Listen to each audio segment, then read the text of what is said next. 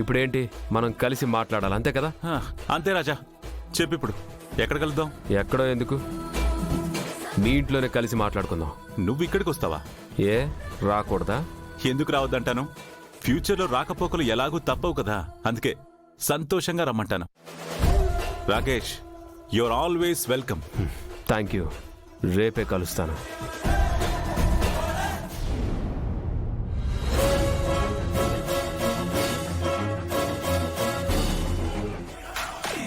నువ్వు ఆ ఇంటికి వస్తానని ఎందుకు చెప్పావు? వాళ్ళు అక్కడ ఏం చేస్తారో ఏమో.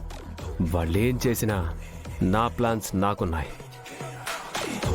రేపక్కడ జరగబోయేది నువ్వే చూస్తావు కదా. ఏం చేయబోతున్నావు?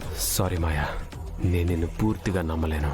నేను చెయ్యాల్సింది చేస్తాను. చెప్పను మాయా, బట్ ఈ పెళ్లి మాత్రం జరగనివ్వకుండా చేస్తాను.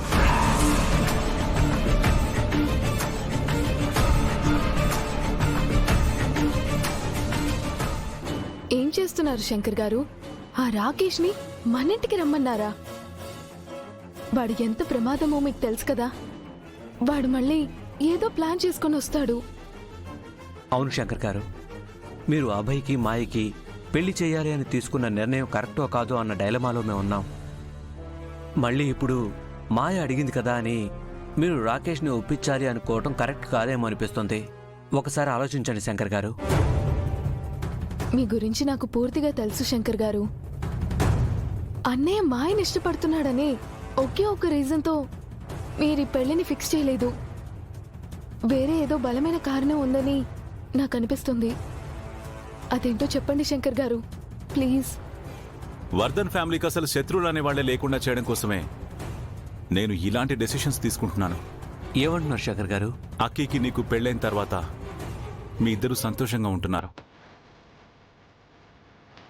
మాయ కాకపోయినా అభయ్ కోసం ఎంతో మంది అమ్మాయిలు క్యూ కడతారు. తనకి మంచి అమ్మాయి దొరికి పెళ్ళవుతుంది, తను సంతోషంగా ఉంటాడు కూడా.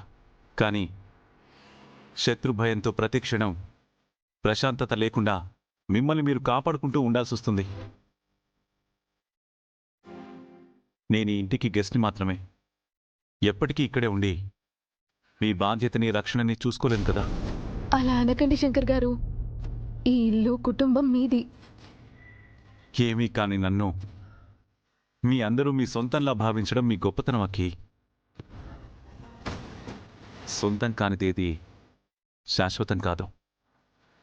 నేను మీతో ఉన్నా లేకపోయినా మీరందరూ క్షేమంగా ఉండాలి. అందుకే ఈ పెళ్లి జరగాలి. ఎంతటి దుర్మార్గుడైనా